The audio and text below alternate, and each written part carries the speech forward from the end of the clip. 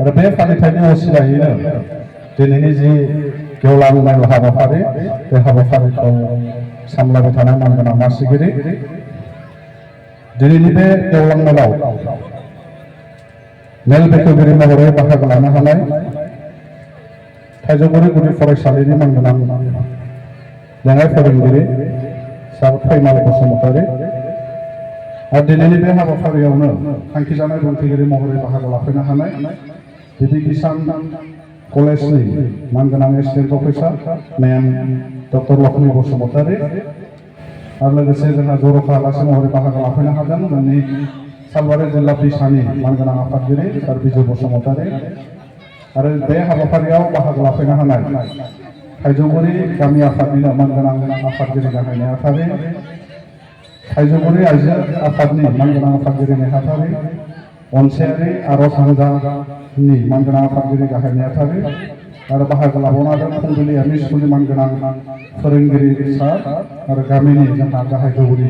बिथांमोन बाहागो लानो हादों आरो थाइजौगुरि गुदि फरायसालिनिबो गाहाय फोरोंगिरि जोंनि गेजेराव बाहागो लानो हादों आरो जोंनि जौसाङाव जिरायनाय बिसेसो आवगाय जोंजों बांद्राय आफादजों मान बावजानायजों लोगोसे सिनायथि होजानाय गामिनि मानगोनां मेलेमजिबि आंनिख्रुइ देरसिन आदा आब' आमाइ आयं आरो लोगोसे जोंनि सायनासालियाव जिरायनाय मानगोनां रायजो राजाजों लोगोसे अनजाथाव फरायसा नोंथांमोन दा खोन्थाया जाहैबाय एसेसो आवगाय जोंनि जि थांखिजानाय बुंथिगिरि मेडाम डक्टर लक्ष्मी बसुमतारी बिथांनि गारांजों नोंथांमोना खोब गोदै आरो गेस्रेम रावनि बिबुंथि खोनासंबाय ना दाथ' आंनियाथ' माबा बायदिसो जाहैसिगोन ना हांसो बबानि बायदि बै खुगायाव गोजा थानाया हांसो बबा होनो ना बे हांसोखौ जोंनि हांसो बबा होनो बे हांसोखौ गाब गाब होनांगोन बिदिसो जाहैसिगोन आंनि बिबुंथिया आं बेखायनो बे बांद्राय आफादनि मावथि बिथांमोनखौ बुंदोंमोन डिमासा मोना जेब्ला लिरदोंमोन जे गोबावथार जाबाय मिथिं दावथिं गायैया बुंनायनि मोनसे पलेसा बेयो गैया जालांबाय एक्सुवेलि मिथिं दावथिं गाबाय थायोब्लासो बुंनायनि जिखिनि टन बेयो थायो आरो आं मोनसे समाव सिगां दख'रा आफादाव जेब्ला बिबान दंमोन बे समाव जों गामि गामि हाबाफारि लानाय लेखा जोङो सिगां बेरायोमोन नाथाय बिबान जोबनायनि उनाव गोबाव सम जालांबाय बेफोरबायदि हाबाफारियाव बांद्राय बाहागो लानाय समा एसे मिलाया बायदि जाबोबाय थानाय जादों नाथाय अब्लाबो मोनसे बाथ्राखौ एसे मोनफैखांनायनि उनाव एसे मोजांबो मोनदां माने गिनाया खमायदों मानो खमायदों जिखिनि लाइमोनफोर नुदों हौवासा जा हिनजावसा जा गासिबो आंनि छात्र छात्री दा आं माबा मोनसे जुदि गोरोन्थि होलांब्लाबो आंथ' बिसोर जेबो दायबो हमनानै ना बुंनोबो हानाय नङा एसे आंनाव बेरायनो हागोन आं मास्टारखौ लेंहरबाय प्रग्रामखौ सेस खालामलाबाय जोंनिखौ ना आंनि सिगाङावथ' बुंनो हानाय नङा गासिबो छात्रआव बेखायनो बेखौ साननानै एसे गोसोनि गिनायखौबो एसे माने फ्रि मोनफिनदों आरो आं दा जियानो जा बे थाइजौगुरि गामिनि जिखिनि हाबाफारि बेयाव गामि आफादजों लोगोसे जिखिनि आफादफोर बेयाव लोगो नांनानै बे सानथामनि मेहेरगोनां हाबाफारिखौ खुंफुंबाय दहायनि थांखिजानाय बुंथिगिरि मेडामा बुंलांबाय जे बे गोलाव सानथाम हाबाफारियाव खोब मोजां मोजां हाबाफारि बेयाव लादों गेलेमु बादायलायनायनिफ्राय लाना थुनलाइयारि बादायलायनायनिफ्राय लाना गेदेरफोरखौ सिबिनायनिफ्राय लानानै दा नैफोर जिखिनि हाबाफारि लानाय बे गामि आफादफोरनि थाखाय खोब मोनसे गोजोनथाव आरो बाख्नायजाथाव हाबाफारि आं जेब्ला दख'रा आफादाव दंमोन बै समाव जेब्ला आं गामि गामि बिदि माखासे हाबाफारियाव बेरायोमोन प्रग्रामफोराव लेंहरोमोन बा मिथिं दावथिं जों खालामहैयोमोन अब्ला जोङो मोनसे बेसादखौ नोजोर होबाय थादोंमोन जाय गामिफोराव बेफोरबायदि हाबाफारि लानो हानाय मोनसे खेमथाया दङ थायो बैफोरबायदि गामि आफादा खिन्थु खोब मोनसे गोख्रों आरो मोनसे आब्रुथि गोनां गामि आफाद जानानै थायो नोंथांमोना जुदि नोजोर होयोब्ला नुगोन जायफोर गामि आफादफोराव बेफोरबायदि हाबाफारि लानो हानाय मोनसे खौसेथिनि बेन्दों गैया माने गावजों गाव गोरोबलायनाय मोनसे बेन्दों गैया बैफोरबायदिनो समाजखान्थिफोरखौ नोंसोर नायोब्ला नुगोन आलाय सिलाय सोरबा माबा मोनसे समाजनि गाज्रि गेना गोरोन्थि खामानि मावदों बेखौ सुद्रायनो हानाय बुंनो हानाय मिथिं लिंनानै बेखौ दमन खालामनो हानाय मोनसे खेमथायानो बेफोरबायदि गामियाव थाया नाथाय बे गामियाव फैनानै खोब गोजोननाय मोनगोन बोसोरफ्रोमबो खुंबोयै दिनैसिम 36 बोसोर बे हाबाफारिखौ लाबोबाय दङ बे गामिनि थाखाय खोब मोनसे मोजां साइन मोजां मोनसे लैखोन बेयो गामि आफादनि थाखाय आरो बे रंजालि बैसागोजों लोब्बा लानानै खुंनाय हाबाफारिल' नङा जों मागो दमासिजों लानानै हाबाफारियानो जा जिखुनु हाबाफारि लानानै माने सोमोन्दो लानानै खुंनाय हाबाफारि जा बैफोरनि मोनफ्रोमनिबो मोनफा मोनफा मोजां ओंथि बेयाव थायो आरो दिनै जोङो रंजालि बैसागोनि असिलायै जे बेयाव हाबाफारि खुंफुंदों दा बैसागोआ मा बैसागोखौ सानबैसे फालियो माला मानसि बैसागो माला मोसौ बैसागो मेदामा मोजां जोङो गेबें गोथौयै जोङो फोरमायना होलांबाय दा बेखाय आं बेयाव बांद्राय हाबला दा आंनिफ्राय सरासनस्रायै गोरलै रावाव आं नैखौल' बुंगोन जोंनि जे बे बैसागो फालिनाय नैबे बैसागो फालिथायनि गेजेरजों जोंनि समाजाव बयनिख्रुइबो बिहोमा गोनांसिन माने मोनसे हाबाफारि बे जादों मा जोङो गेदेरफोरखौ सनमान होनाय उन्दैफोरखौ अननाय सिगांनि समाव जोङो गावजों गाव एसे एला बोराबलायनाय गावजों गाव एसे एला गाज्रि सानस्लायनाय दंमोनब्लाबो बैफोरखौ बावगारनानै दिनै गोदान बोसोरनिफ्राय जोङो ज' जानानै मोनसे समायखेरा मोनसे बेन्दोङाव फैनाय जे जोङो बे फैनाय बोसोराव गावजों गाव जेब्लायबो सुख शान्ति अनज्लायनायनि गेजेरजों जों संसार जालांगोन जोङो जिहेतु मोनसे गामियाव जों संसार जागोन दा नैबे मोनसे माबाया जोंनाव बेरखाङो दा आं बेखौसो मिथिनो लुबैगोन जोंनि उन्दै उन्दै फरायसा बिथांमोनखौ मैया जोंहा 1 खालारमोन बैसागोनि नंगौना नङा सोर साबेसेया न'आव गाव गावनि बिमा बिफाखौ खुलुमनाय देलाय आखाइ दिखांलाय साबेसे खुलुमो 3 4 5 मोजां बोख्लाय दा नोंथांमोना मैया गावनि बिमा बिफाखौ खुलुमदों दा बेफोर जिखिनि आसार खान्थि बै सासे जोंहा आयंआ खोथियावथ' माने फिसालाफोराबोथ' खुलुमाखै ना दा खामानि मावनो थांदों दा जिखिनि बेन्दों गावनि आंगो बिमा बिफाखौ जिखिनि सिबिनाय गावनि फिसाखौ माब्लाबा रायफ्लांगोन माब्लाबा दुखु दाहाजों माबा मोनसे बुंफ्लांगोन बैफोरखौ ज्राब बावगारनानै गोदान मोनसे मिजिंजों जोङो हान्थिलांनो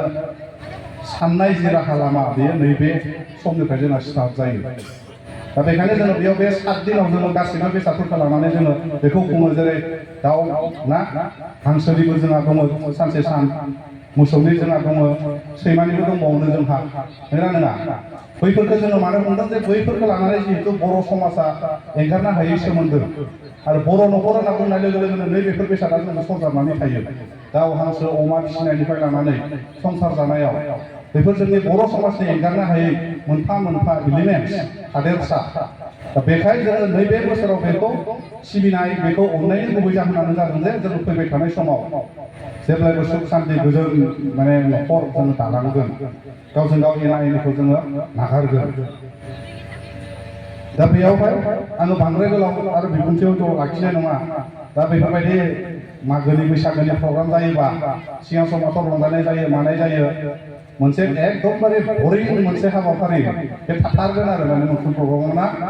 बे जाबाय गेवलां मेल आलासि लेंहरनोसै 3 4 आलासियाबा बबेनि बुंफैनोसै थाव नंगौ नङा रायजो राजाया खोनासंगोन फरायसाफोरा खोनासंगोन बिराद मोनसे बालाय आन्दायलुलु हाबाफारि बेनो रोङा बायोना दिनै गेवलां मेलसोनो दिनै मा हाबाफारि दङ मोसानाय माबा माबि मैया थांबाय बादायलायनाय माबा माबि इन्टारेस्ट बेबो जाखजमक नायबाय दिनै मा दङ 1 बाजि 2 बाजियाव बे प्रग्रामा थायो आरो गुबुन थाया जाय समाव जाखांना उन्दुनो ओंखारो नुबाय गेवलां मेल थांगोन थाङा ना खिन्थु मोनसे खाथिराव आफादगिरि गामि आफादनि आफादगिरि नेहाथारियाथ' नङाबा दलर दोननाय नङा जोंना बे मानसि लिंग्राखौ हालमाजि होनो बिसिनावबो मा होनो हालमाजियानो फुंनिफ्राय खोन्थाबाय थागोन गाबोन गेवलां मेलाव थांथारनांगोन आलासि फैगोन नङाबा मान सनमान थानाय नङा उपाय गैया फैसिगोन आरो गेवलां मेल खोनासंनो ना नैबे हाबाफारिया मोनफ्रोमावबो थायो नाथाय नोंसोर माबायदि मोनदों आं बेखौ माने सानना मोनाखै बे गेवलां मेला मोजां मोनसे हाबाफारि नंगौना नङा गेवलां मेला लानांगौ ना लानाङा बिदि हाबाफारिखौ लानांगौ ना लानांगौ मानो जोङो जिखिनि रंजाबाय बेफोरो जोंनो माने सासे सुबुंखौ राफोद सासे सुबुं खालामनो थाखाय नांफानाय मोनफा मोनफा थादेरसा जिखिनि जोङो गेलेनायनि बाथ्रा दं माबानायनि बाथ्रा दं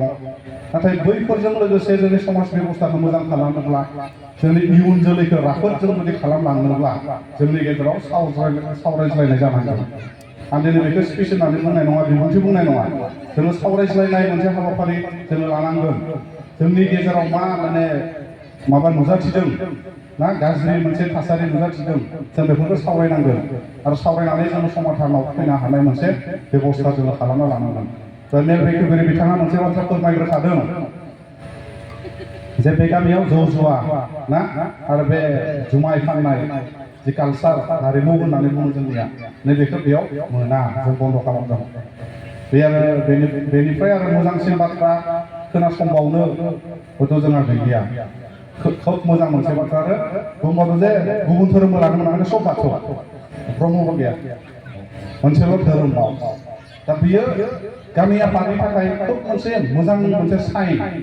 दा दिनै जिखिनि बेयावहाय गामिनि माने एसे बैसो जानाय बोसोनगिरिफोर गामि आफादा लायो ना बेयाव समाज सिबियारिफोर माखासे लिरदों दा बिथांमोना नैबेदि जे नेमखान्थि बेयाव दाना गालांनो हाबाय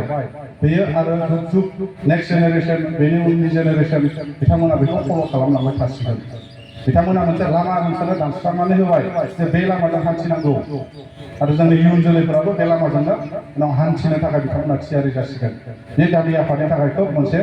मोजां माने इसारा दा बेयावहाय आङो मोनथामल'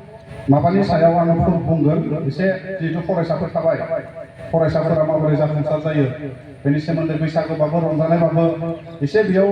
रायज्लायलायनोसै जोङो दा मोनाबिलि जानाय लोगो लोगो हारिमु मोनाबिलियाव आरो रंजाफिनलायसिगोन बेनिफ्राय जिहेतु बेयावहाय जोथोनगिरिफोर दङ गार्जेनफोर बिथांमोनजोंबो एसे सावरायज्लायनोसै बिथांमोननि सोमोन्दै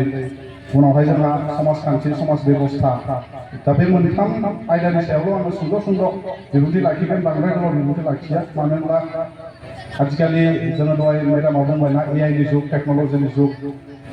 दानि दिनाव नोङो आजिखालि माने सोर 3 आवार्सनि मुभि नायो सेंग्राफ्रा बुंलाय 3 आवार्सनि मुभि नायनो बुंनाय लोगो लोगोनो बायो 3 आवार्स जोङो जनानै मोनसे सिनेमा नायना फोजोबनांगौ गोदो जों नायोमोन न'खर थख्लं ना दानि गथ'फोरा खिन्थु बिदि नायनो बाग्रा जाबाय मा नायो रिल्स नायो बेसे मिनिट थायो रिल्सआव 3 मिनिट नामा आं बांद्राय नाया नालाय बारा टाइम लाखा नामा 3 मिनिट ना 30 सेकेन्डनिल' रिल्सआ आरो बे रिल्सआवनो नोंनि क्रिएटिभिटिखौ ओरैबायदि दिन्थियो खायसे जायफोर इनफ्लुएन्सारफोर दङ बिसोरो दा बेखौ नायनानैनो जोङो माने मिथियो जे बे बेसादा मा दिन्थिनो थांगासिनो दङ होमबा जोङो 3 आवार्सनिफ्राय जोंनि जिबनखौ मायाव लाबोदों 30 सेकेन्डआव लाबोदों होमबा जोंनि साननाय जोंनि केपेबिलिटिसआ बेसे आवगायदों दानि जुगाव जों जुदि नायोब्ला जाय बेसादखौ नोङो 3 घन्टा सम नुयोमोन दा जोङो बेखौ 30 सेकेन्डआवनो फोजोबना गारहरदों आरो गुबुन मोनसे जोङो नायो बे मिन्स दिनैनि समाव जोंनि जिखिनि साननाय गोहो जिखिनि बुजिनाय गोहो बे सिगांनिफ्राय बेसेबा गोजौ फारसे आवगायलांबाय दा नाथाय खोथाया जादों बे आवगायनाय जुगजों जोंबो आवगायफानो हागोन ना हायाखै नैबेखौ जोङो बे आयदानि सायाव एसे सावरायनो नांगोन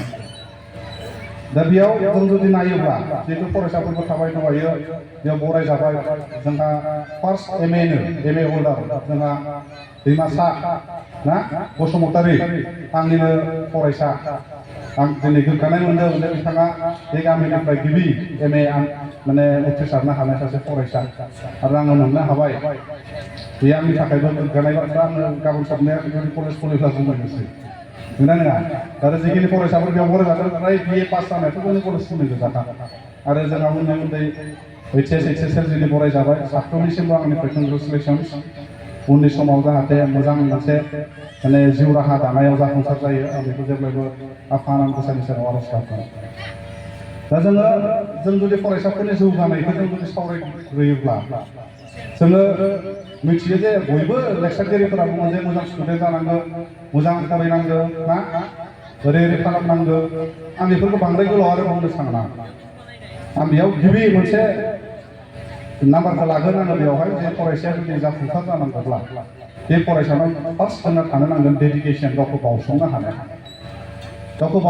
माने मा नोंनि थासारि नोङो जाय थासारियाव नोङो दिनै फैबाय जाय थासारियाव थानानै नोङो दिनै फरायसा जाबाय फरायबाय नोंनि न'खरनि कन्डिसननिफ्राय लाना नोंनि समाज बेबस्थानिफ्राय लाना नैबे थासारिजों नोङो जुजिनानै